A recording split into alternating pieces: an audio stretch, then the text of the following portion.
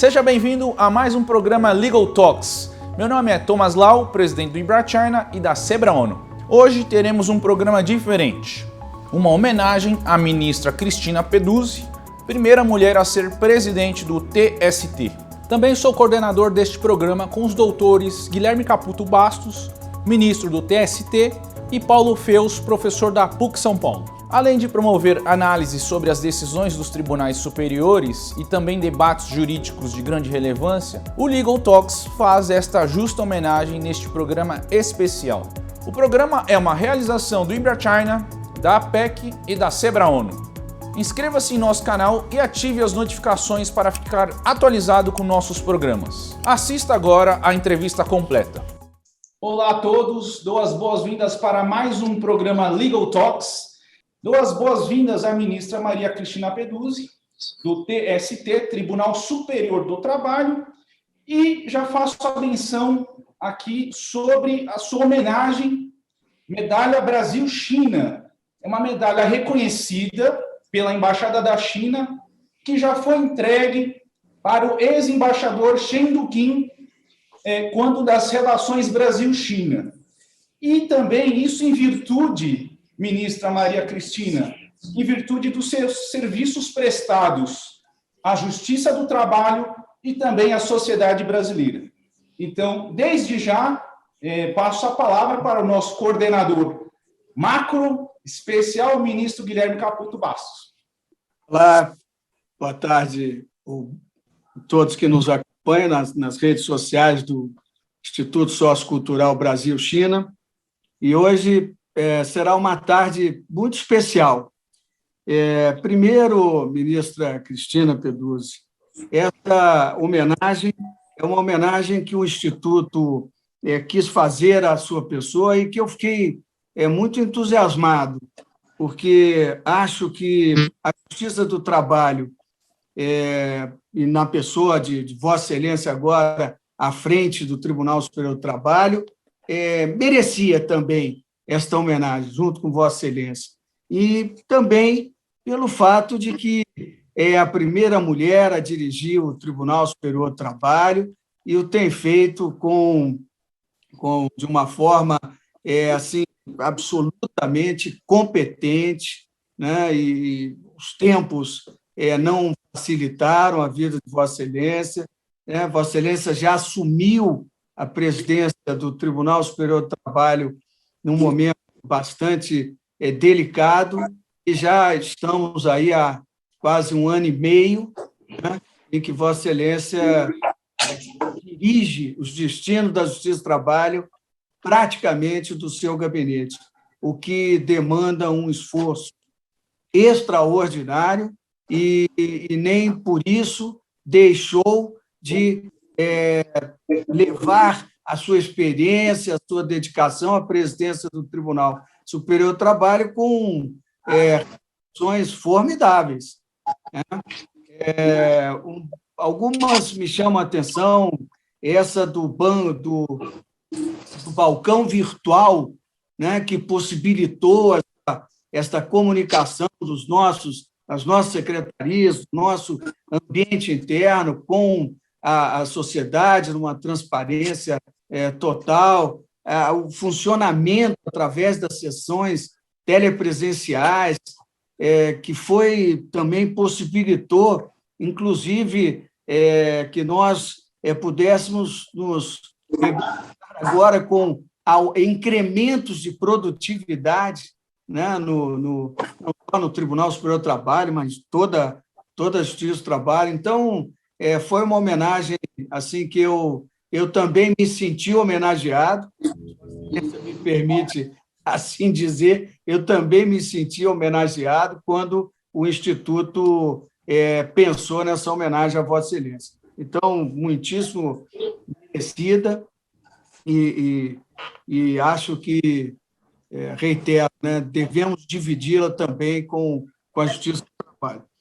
Então, ministra Cristina, para Vossa Excelência me permitir, para iniciarmos o nosso bate-papo, as suas considerações, nós já estamos aí há 1 ano e meio em que Vossa Excelência assumiu a presidência do tribunal neste momento tão delicado para o nosso país, com o passamento de tantos brasileiros e brasileiras, tantas famílias aí lutadas, enfim.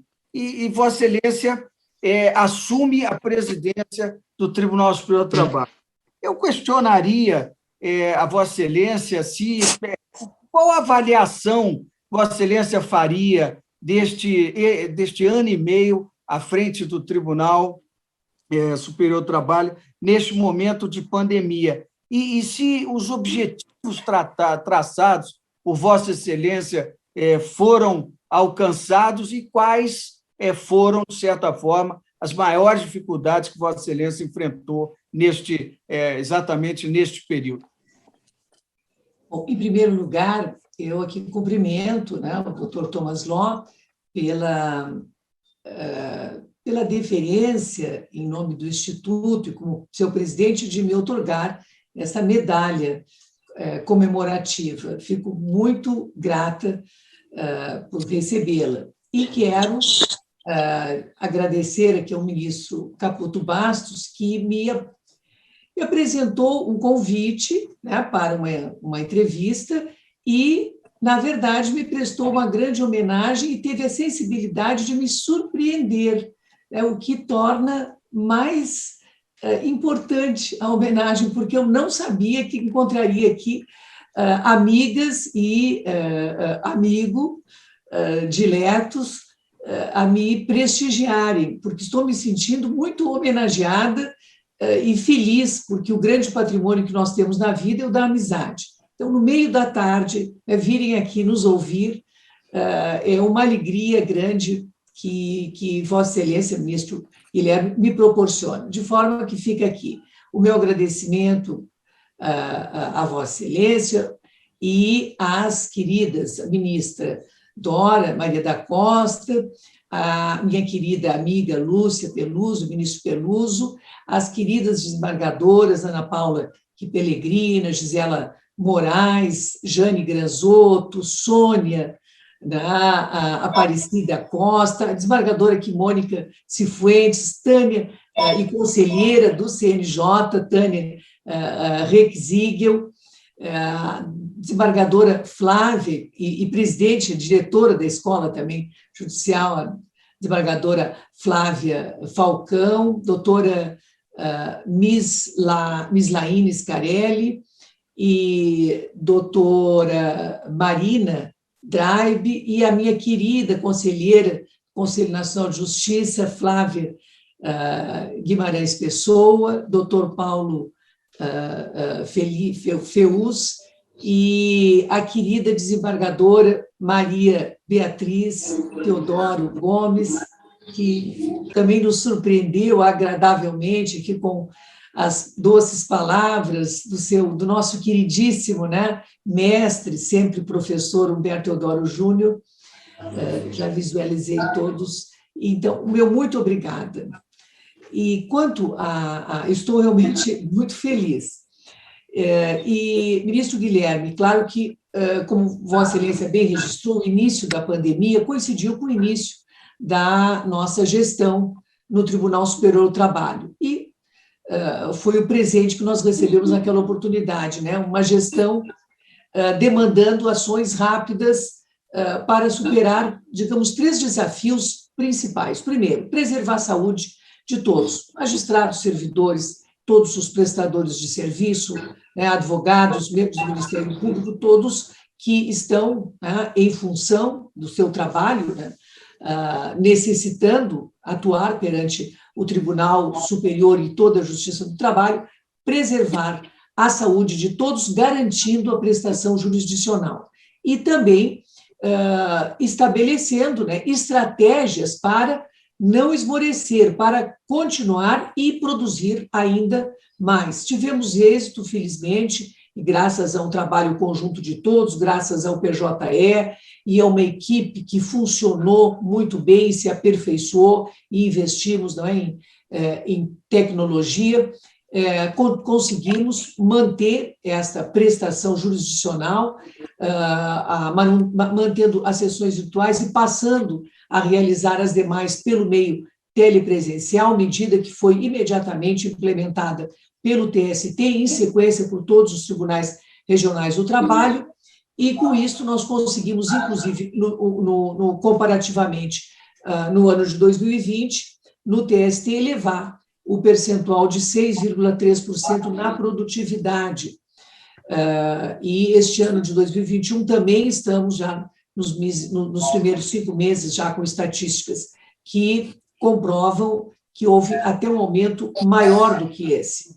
E, enfim, conseguimos avançar numa série de projetos na área, né, de governança, na Secretaria Institucional de Segurança, para manter, né, a segurança, no caso aí, envolvendo a saúde de todos.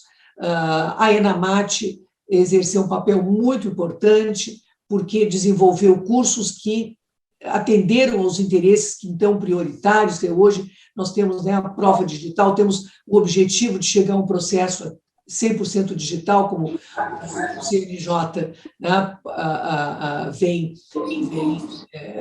empreendendo, com cursos para não só a ENAMAT atualiza e forma juízes para esse fim, como também o Conselho Superior da Justiça do Trabalho está formando, em parceria com a ENAMAT, os servidores, né, para atender os juízes nas audiências, na aplicação da Lei Geral, né, de proteção de dados, e numa série de outros também, de outras demandas.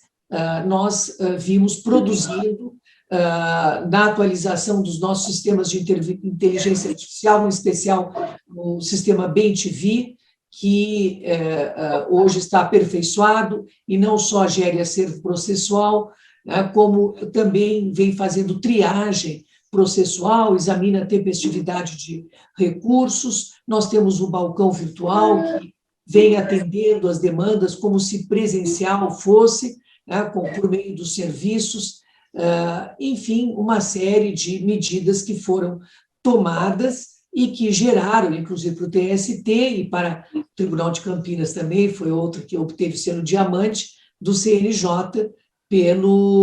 pelos índices, né, que obtiveram de produtividade, transparência, né, aprimoramento tecnológico no ano que passou. Conseguimos também, no plano do Conselho Superior da Justiça do Trabalho, nomear todos os juízes aprovados no primeiro concurso nacional unificado. Efetivamos também muitas remoções, ao todo foi uma movimentação de 260 juízes, que foram devidamente também formados nesse período pela ENAMAT.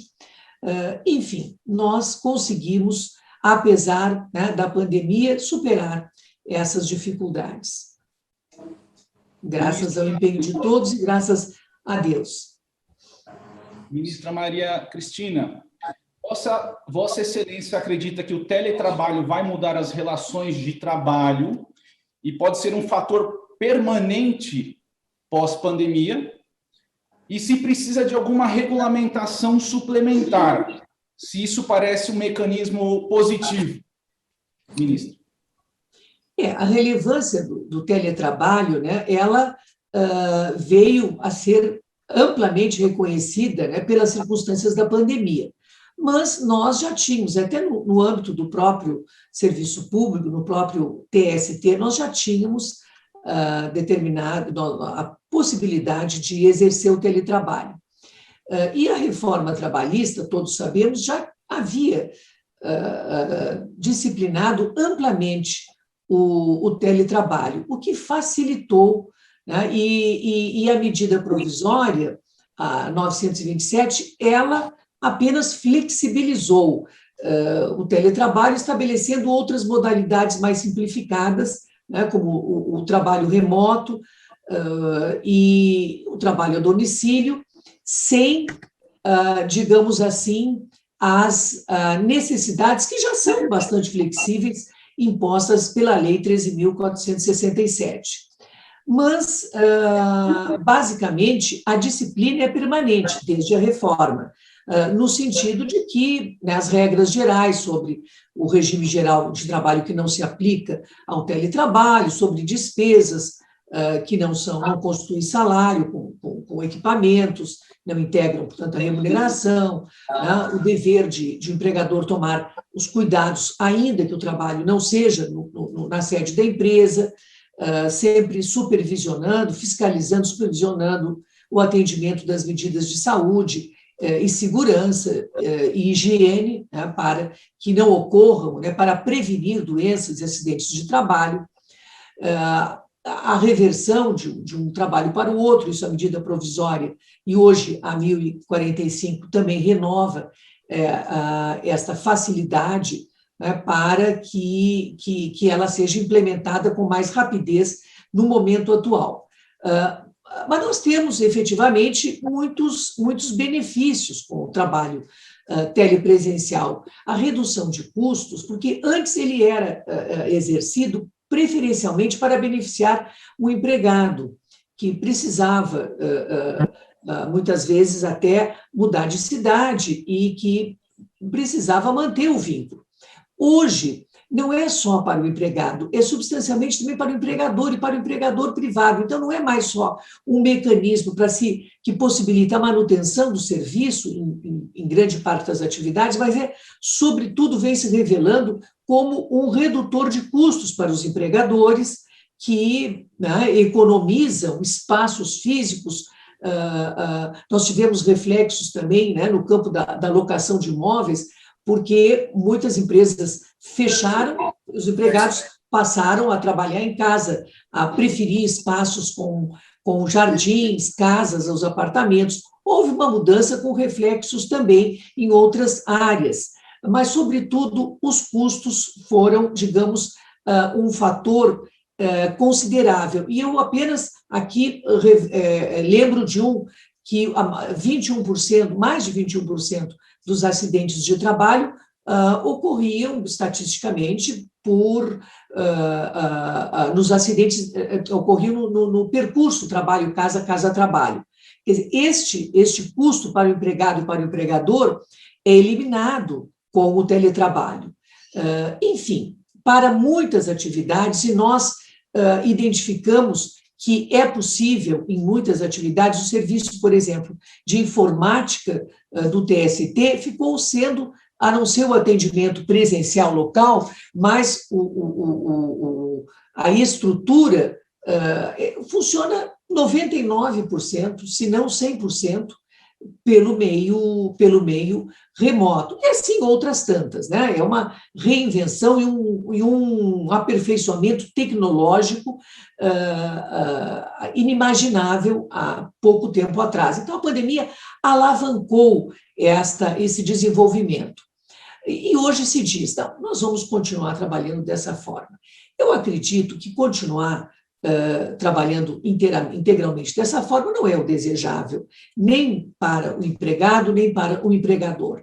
Por fundamentos que todos vêm debatendo e conhecem, o trabalho presencial, mesmo quando é possível ser realizado à distância, ele é mais produtivo no sentido de possibilitar o diálogo permanente, a colaboração permanente. Eu vejo que é um eufemismo dizer, eu estou trabalhando o dobro no modo remoto, eu pessoalmente. Não, eu estou trabalhando muito mais, porque aquela assessoria, aquele suporte que o trabalho presencial ele possibilita, ele dificulta, sem dúvida, a execução do trabalho, demanda mais tempo, mais energia. Então, penso que ele será adotado num percentual maior do que antes, em determinadas atividades que exijam redução de custos, ele poderá ter um percentual maior de aproveitamento, mas eu acredito que nós, quando possível, vamos comemorar e celebrar o restabelecimento, pelo menos, né, num nível acentuado do trabalho presencial. É o que eu penso. Ministra, boa tarde. na continuação aqui das nossas indagações a Vossa Excelência, eu pergunto, o Tribunal Superior do Trabalho recebeu muitos casos ligados ao fato da pandemia.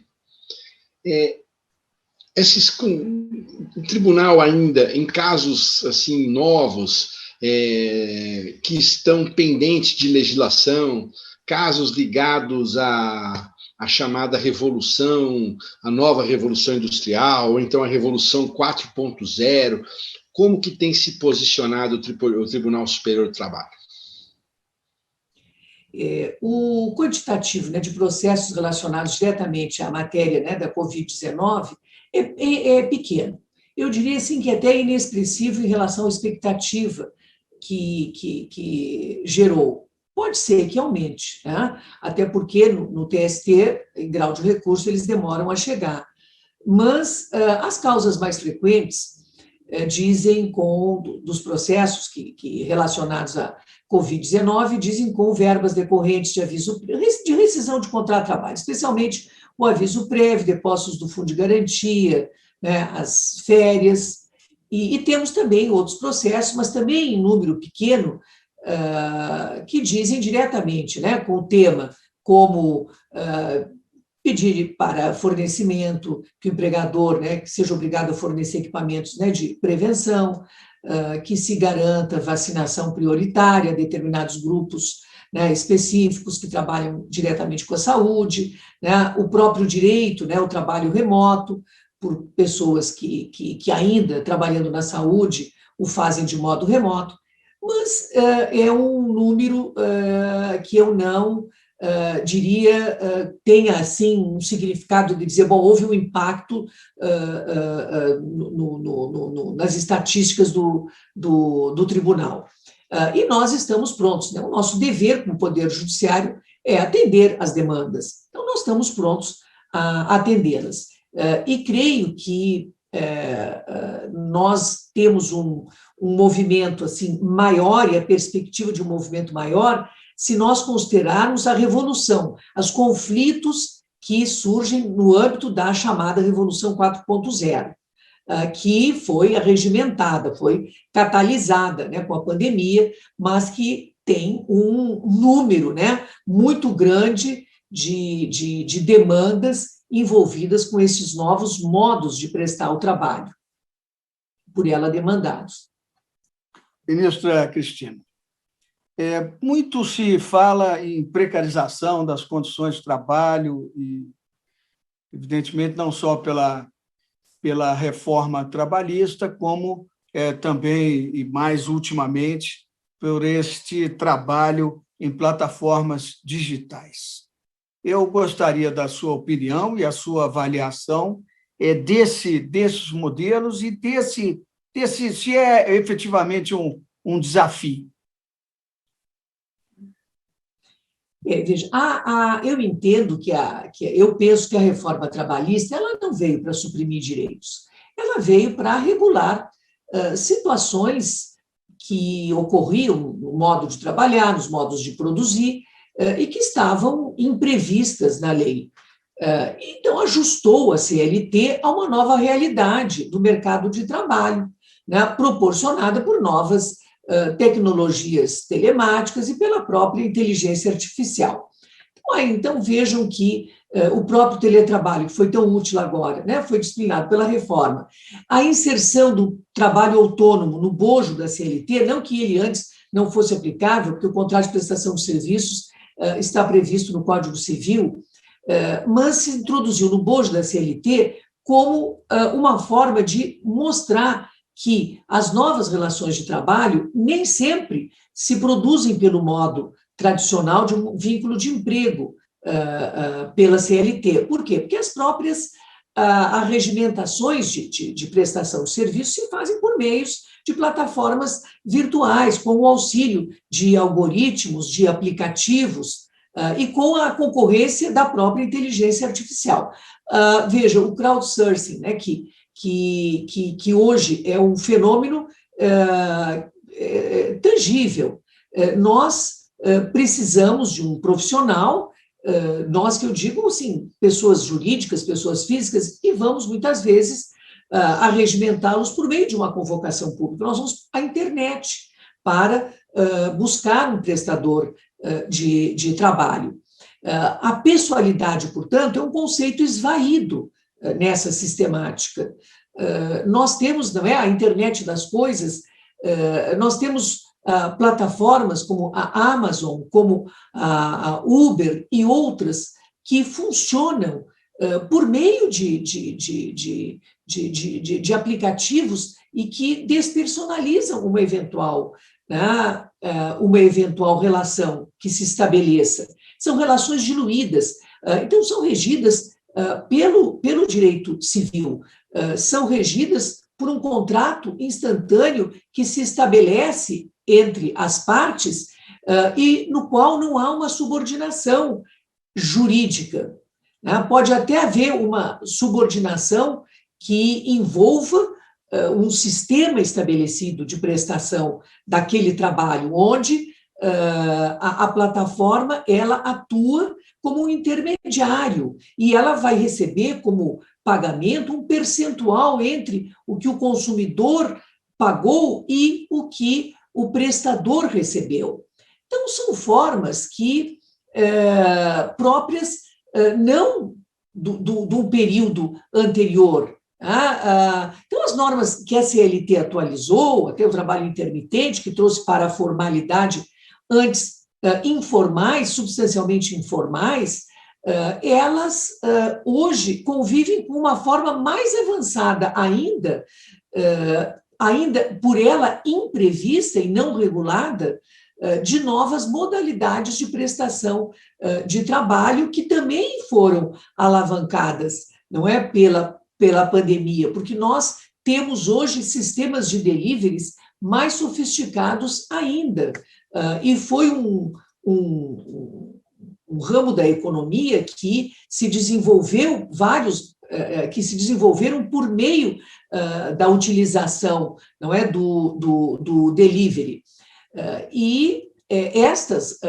Então, eu diria, para concluir, que a reforma trabalhista, ela ajustou uma lei que foi substancialmente produzida no bojo ainda da segunda Revolução Industrial, para atualizar a lei na regência de relações novas formadas no âmbito da quarta Revolução Industrial. E hoje nós temos outras questões.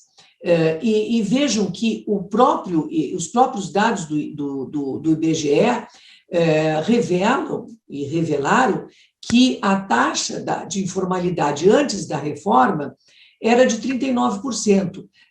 Em 2019, subiu para 41,1%. E hoje, dados recentes de 2020, depois da pandemia instalada, revelam que a taxa de informalidade caiu a 39,1%. Então, o que ocasiona a informalidade não é a disciplina legal, são fatores que estão diretamente relacionados com o emprego, com renda e com a economia. E estes fenômenos novos, da chamada uberização, eles já existem nos países desenvolvidos. Nós temos uma tendência a uma disciplina legal mais flexível e, sobretudo, eu digo que a valorização da autonomia da vontade individual e coletiva que a reforma introduziu e que já estava na Constituição, mas ela enfatizou, ela é muito importante, porque hoje estas relações, elas são, enquanto não houver uma legislação que discipline a responsabilidade civil no âmbito destas relações, digamos, por meio das plataformas, por meio autônomo, então nós temos um contrato individual que pode disciplinar e temos também a possibilidade de coletivamente, não necessariamente considerando o conceito tradicional de categoria econômica, categoria profissional, mas no âmbito de próprias relações autônomas, é possível, eu penso, não só individualmente, mas coletivamente, se fixar garantias. Hoje, o importante é a fixação de um patamar civilizatório mínimo que estabeleça e que até um novo conceito de trabalho digno e que estabeleça garantias a essas categorias de trabalhadores que não têm vínculo de emprego, mas que precisam trabalhar em jornadas pré-fixadas, que não lhe causem prejuízo à saúde, que precisam ter garantias de assistência médica, de assistência previdenciária, não só quando não podem trabalhar, como também quando se aposentam.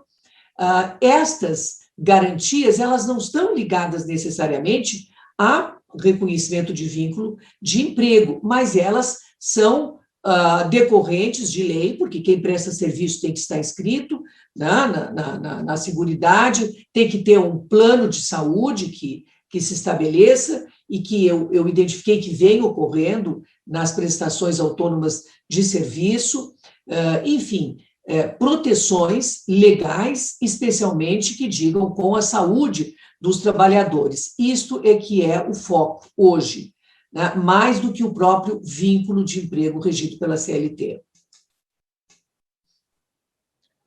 Ministra Maria Cristina, Vossa Excelência acha necessária uma disciplina legal para as novas relações de trabalho? Como proceder enquanto não for editada uma lei que normatize essas novas modalidades de trabalho e de organização da produção?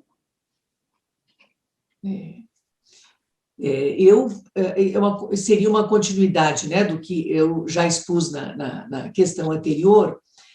Eu entendo que os contratos, e por isso, né, o trabalho autônomo está hoje no bojo da CLT, e também, coletivamente, se podem ajustar, enfim, direitos complementares e obrigações complementares, né, a todos aqueles que trabalham por estas novas modalidades de serviço. E, quanto à competência, é que hoje nós temos ainda, com preponderância, para deslocar da Justiça do Trabalho essa competência. Eu penso que a emenda 45 deixou muito claro que as relações de trabalho compreendem também a prestação autônoma de serviços. Mas nós temos jurisprudência, inclusive do STJ, em caso da plataforma Uber, onde, julgando conflito de competência, segunda sessão, já tem mais de 2 anos esse entendimento, afirmou a competência da justiça comum pelo fato de não haver vínculo de emprego entre o motorista e a empresa Uber. O TST vem por decisões de turma, da 8ª turma, hoje também, depois da 5ª turma, tem decisões no sentido de que não há vínculo de emprego, mas nem por isso nós estamos negando a nossa competência. A Justiça do Trabalho, ela julga o mérito da questão e afirma sua competência constitucional. O Supremo Tribunal Federal, não especificamente no caso do trabalho por meio de plataformas, mas em outras situações, como tivemos recentes decisões no caso do motorista, né, de caminhão, esses rodoviários, do transporte rodoviário, no caso de corretor, e no sentido de que, não havendo vínculo de emprego, quando a relação é previdenciária, o caso das complementações de aposentadoria, né, privadas, ou nesses casos do representante e do comercial, e no caso do transporte rodoviário, quando há uma lei própria, portanto, é um vínculo de natureza comercial, de natureza civil, o Supremo Tribunal Federal vem afirmando a incompetência material da Justiça do Trabalho.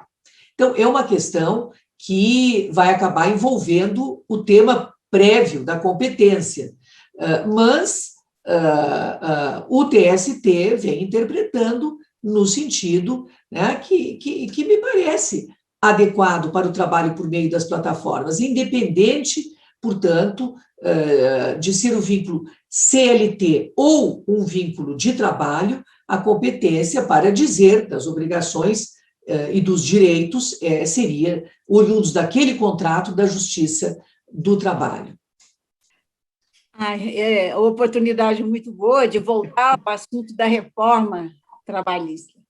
Embora o TST ainda está iniciando a avaliação desses temas, até porque nós temos várias súmulas contrárias à reforma que já existe, mas eu gostaria de saber de Vossa Excelência se a reforma deveria ser melhorada, ser complementada, ou ela está de bom tamanho.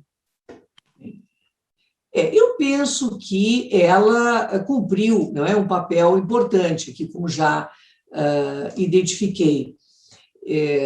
E, sobretudo, ela teve a grande relevância de valorizar de uma forma contundente a autonomia coletiva e individual da vontade, né? Estabelecendo no artigo 611, né, nas letras A e B, com minúcia, né, as hipóteses em que é possível as partes, né, fazerem valer a vontade independente da disciplina legal em sentido contrário, e ressalvando, como é devido, as normas constitucionais que dizem com segurança do trabalho. No mais, a disponibilidade é a regra. E a reforma também acentuou a importância do princípio da segurança jurídica quando instituiu o princípio da sucumbência, né? A ação tem que ser proposta de modo responsável e regulamentou essas outras hipóteses. Cumpriu a sua finalidade e penso que o tempo exige que outras normas venham, né, no âmbito dessas novas relações. Imagine, nós temos a inteligência artificial cada dia mais presente nas nossas vidas. Nós temos o smartphone e a Siri, que nos responde tantas questões, nos orienta, né, sobre tantas dificuldades. Nós temos a Alexa, que é notável. Outro dia eu encontrei, eu não tenho, mas fiquei impressionada porque eu perguntei coisas que eu não imaginava que ela fosse responder. Nós temos nos tribunais os exemplos, não é, com as nossas inteligências, né, artificiais que exercem. O que é inteligência artificial? Não é uma máquina de calcular, é o exercício de uma atividade que substitui a atividade humana. E é a realidade que está presente nas nossas vidas. Por isso que sempre haverá necessidade de uma nova legislação para disciplinar um novo fato e as repercussões dele nas vidas das pessoas. Então, é um processo permanente, não é, de atualização normativa que possivelmente nunca terá fim. Ministra, nessa linha que Vossa Excelência vem nos trazendo, muitos advogados criticam a questão do trabalho remoto dos tribunais. Por outro lado, os tribunais têm divulgado boletins sobre produtividade. O Tribunal de Justiça aqui de São Paulo soltou um boletim de produção super elevadíssimo. Eu acompanhei também o Tribunal Regional do Trabalho da 15ª Região, também com boletins com produtividade, até aproveito para comentar a desembargadora Ana Paula e a desembargadora Gisela. Qual a avaliação do Tribunal Superior do Trabalho sobre a justiça do trabalho como um todo e a produtividade nessa pandemia? Não, o TST teve, como eu já referi, uma produtividade em 2020 em relação a 2019, 6,3% maior. E também reduziu o tempo médio de tramitação dos processos, de 541 dias para 522 dias. Nas outras instâncias também, nós tivemos uma boa produção. Os tribunais regionais logo se ajustaram e tiveram também uma muito boa produtividade, e no primeiro grau é que houve, outro dia saiu até uma reportagem dizendo, né, dos percentuais, realmente, no primeiro grau houve um declínio muito grande no número de processos julgados, porque não faziam audiências de instrução por videoconferência. Mas esta adaptação a essa nova modalidade já foi hoje superada também no primeiro grau. Então, nós temos já digamos, uma normalização dessa atividade, de também as audiências de instruções ocorrerem, as audiências de instrução ocorrerem por meio da videoconferência, como o Código de Processo Civil de 2015 já previa, de forma que essas dificuldades estão sendo, sem dúvida, superadas. Mas tanto não é o melhor o trabalho remoto, que a própria OAB anunciou, eu li no outro dia, que a OAB havia protocolado um pedido que eu não recebi ainda, deve estar em vias de ser protocolado, porque não foi ainda, não foi efetivado no TST. Mas eu li uma notícia que estavam pedindo a volta do trabalho presencial. Eu digo, bom, então não somos só nós, né, que desejamos fazê-lo. Vamos desempenhando as nossas atividades e aperfeiçoando na medida das exigências. Quando for possível presencial, creio que será estabelecido e talvez num intervalo agora próximo um trabalho, um híbrido, né? Semipresencial, semi-remoto. Acredito que é o nosso próximo passo imediato. Espero, né?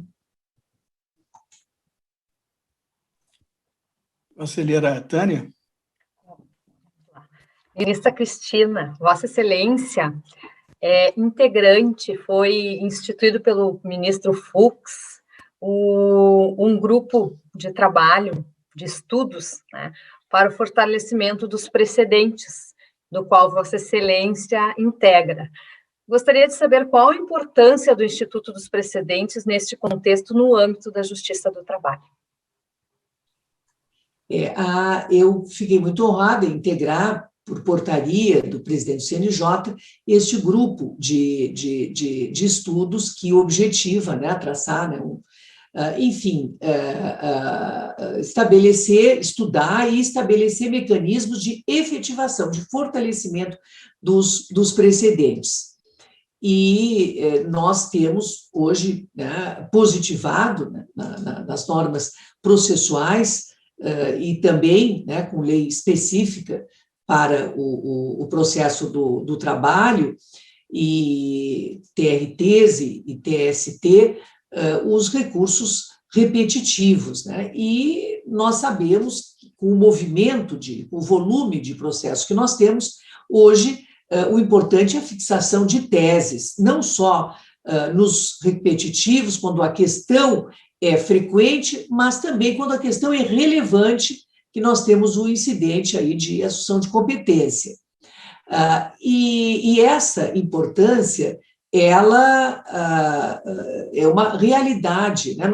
O Supremo Tribunal já tinha súmulas vinculantes muito antes de nós termos a nossa, já com a emenda, desde a emenda 45 e a repercussão geral, todos nessa linha da importância de os tribunais superiores, o Supremo Tribunal Federal, fixarem teses que vinculam as instâncias, as demais instâncias do Poder Judiciário e até, não é, a própria administração pública. O que me parece que seria uma forma de não aplicar precedente é a vulgarização do Instituto do Distinguish, que ele só excepcionalmente pode, né, identificada uma diversidade de situação de fato, né, justificar não se aplicar o precedente. Mas nós observamos que isto não é o que normalmente ocorre. Muitas vezes não se cumpre a decisão de um tribunal superior ou do Supremo, invocando, não é, o Instituto do Distinguish. Enfim, uma série de questões. Nós estamos ainda funcionando com subgrupos, né? Eu integro subgrupo, mas há um grupo grande que está aprofundando estudos, né, nesse sentido, de efetivamente fortalecer o Instituto dos Precedentes, porque ele beneficia a sociedade, que é a destinatária dos nossos serviços, na medida em que vai reduzir substancialmente, né, o número de recursos, e fixada a tese, ela deve ser aplicada a todos aqueles a todos aqueles processos que enfrentam, não é, a mesma questão. Então, a ideia, né, é que os tribunais superiores, né, os tribunais de cúpula, definam esses precedentes e eles vão ter impacto em todo, não é, o sistema judiciário. Então, é uma forma de racionalizar, é um projeto, né, que dá sustentação a esta perspectiva de racionalizar a prestação jurisdicional. E eu acho importantíssimo hoje, eu digo que o grande tema é esse. E repito que nós já temos evoluído, né, no plano legislativo para assegurar o respeito aos precedentes desde o fim, até eu diria, desde o fim da década de 1990. E fomos, né, gradativamente avançando com reformas pontuais, no nosso caso, depois também com a própria reforma trabalhista, que estabeleceu o mecanismo também de uma forma de racionalização da transcendência, enfim, o IRR, como falei, o Instituto para os tribunais, né, o Tribunal Superior de Incidente, para resolução de demandas repetitivas para todos os tribunais. Enfim, nós temos uma política que me parece importante que seja valorizada, porque ela comporta uma mudança institucional, de uma postura institucional, né? Então, para funcionar adequadamente o sistema de precedentes, nós temos que observar, né, que não podemos rediscutir o stare decisis a cada caso, não podemos invocar simplesmente o distinguishing ou distinguish para não aplicar o precedente. Ele deve ser excepcionalíssimo e não a regra geral. Enfim, são as considerações, digamos, fundamentais seriam essas.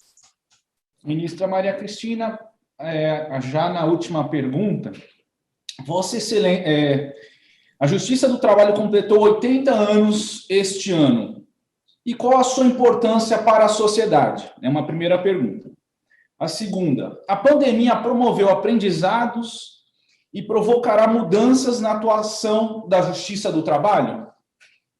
A Justiça do Trabalho, ela tem muita importância, né? Tem uma importância histórica, institucional, que merece que toda a celebração que nós pudermos efetivar. E toda a Justiça do Trabalho está irmanada em eventos dessa natureza, que ressaltem que a sua atuação da Justiça do Trabalho foi essencial para o desenvolvimento institucional do país ao longo, né, da sua história. Então, tivemos o processo de industrialização, que trouxe, né, a necessidade desta estrutura para decidir com conhecimento específico, né, os conflitos que diziam com a vida de quase todas as pessoas, porque envolve empregados e empregadores, e desde os seus primórdios foi assim.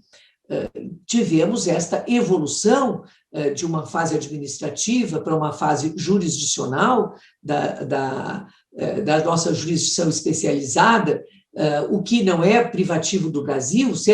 O Brasil seguiu a estrutura, né, de outros países, né, como a Alemanha, a própria Inglaterra, Bélgica, Suécia, né, Argentina, Chile, Paraguai, apenas para citar alguns países que têm justiça especializada. E ela tem sido fundamental para promover equilíbrio social, para compor com o conhecimento, digamos, especializado, conflitos, e com celeridade, com eficiência, conflitos típicos, não é, de um sistema capitalista equilibrado, né, entre as demandas empresariais e as demandas dos trabalhadores. Então, tais conflitos, ela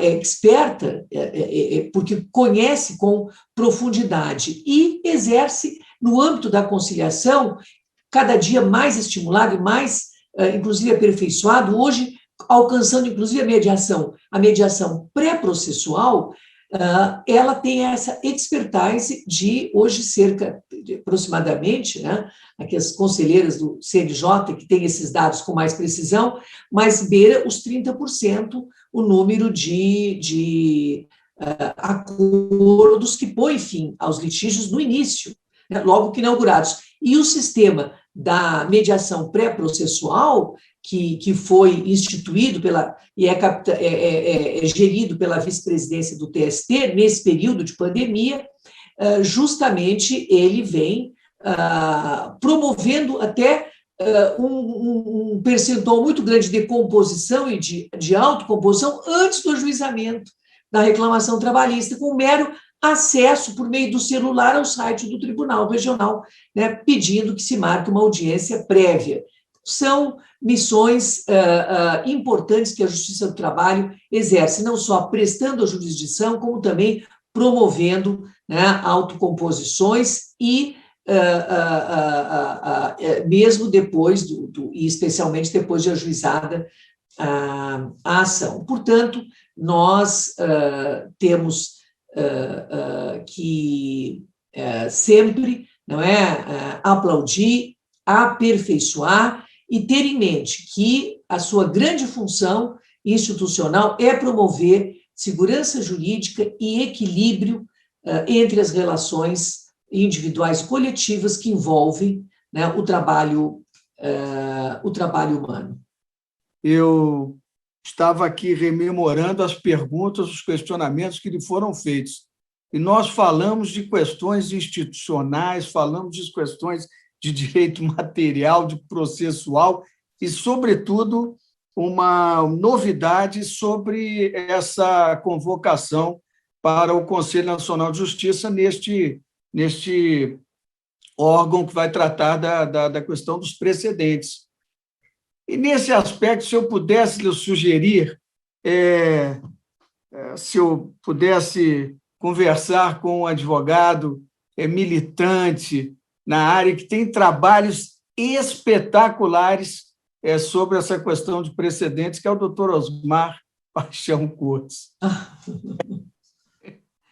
Ele tem cada obra espetacular, e acho que é um caminho que, sem volta, nós temos que aproveitar efetivamente todas essas questões que Vossa Excelência abordou, inclusive a transcendência, esses institutos de recursos repetitivos e tal, vieram para somar também. Mas a questão do precedente bem aplicado, eu acho que, e sobretudo, chamar a atenção para que não se banalize a figura do distinguido, que ela tem que ser muito, muito importante, senão, né, para todos os precedentes, nós tivermos questões que façam essa distinção para não aplicá-la, então não fica difícil. Mas é isso, ministro. Eu gostaria de agradecer muito, chamar a atenção que hoje não só uma aula, mas foi uma reunião de pessoas que lhe querem muito bem, uma homenagem justíssima do Instituto do Ibrachina, a Vossa Excelência, ao conceder essa medalha, o colar. Eu sei que eles são muito, muito rigorosos na concessão dessas homenagens. Eu queria lhe agradecer demais a sua participação, agradecer demais a presença de todas as suas amigas e amigos que aqui estiveram conosco aqui nesse período da tarde, né? E convidá-la para uma próxima oportunidade, se a agenda de Vossa Excelência assim o permitir, porque a gente sabe que a presidência do tribunal não é fácil. E Vossa Excelência assumiu num momento horroroso e tem tirado de letra, como uma expressão que a gente usa muito na academia, né, Ana Paula? Vossa Excelência soube driblar todos esses problemas que surgiram naturalmente nessa situação de pandemia, nessa situação tão triste para o país, e Vossa Excelência soube tocar o barco adiante aí sem maiores problemas. Então, muitíssimo obrigado da minha parte. Eu vou passar a palavra ao professor Paulo Feus ou ao presidente Thomas, se tiverem alguma consideração a fazer. Mas já mandando aquele abraço a todos que puderam atender a esse nosso convite aí. né, desembargadora Mônica? Eu quero renovar. Um abraço muito carinhoso a todos vocês. O agradecimento a todos que estão aqui. E quero até suprir uma omissão. Eu acho que, como eu me dirigi primeiro às mulheres, eu tenho a impressão que eu acabei não me dirigindo especificamente para agradecer a presença do ministro Alexandre Ramos, tão querido amigo. Então, eu agora me dei conta, eu acho que eu me distraí. Então, quero fazer, ele já não sei se, acho que já não está mais aqui, ministro Alexandre Ramos, meu queridíssimo amigo. Eu ia deixar por último, e agora eu percebi que não falei, e falo agora, então. Muito obrigada. Um beijo. Um beijo a todas as queridas amigas e amigos que aqui compareceram. Fiquei muito feliz. Obrigada.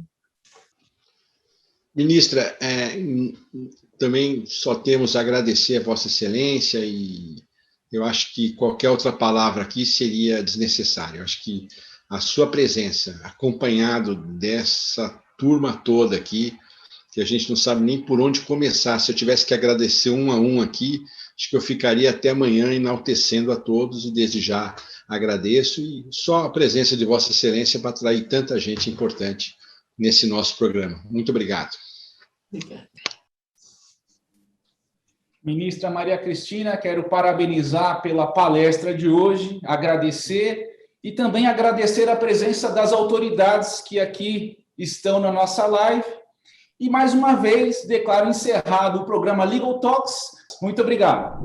Obrigado pela sua participação no nosso programa Legal Talks. Inscreva-se em nosso canal e até a próxima.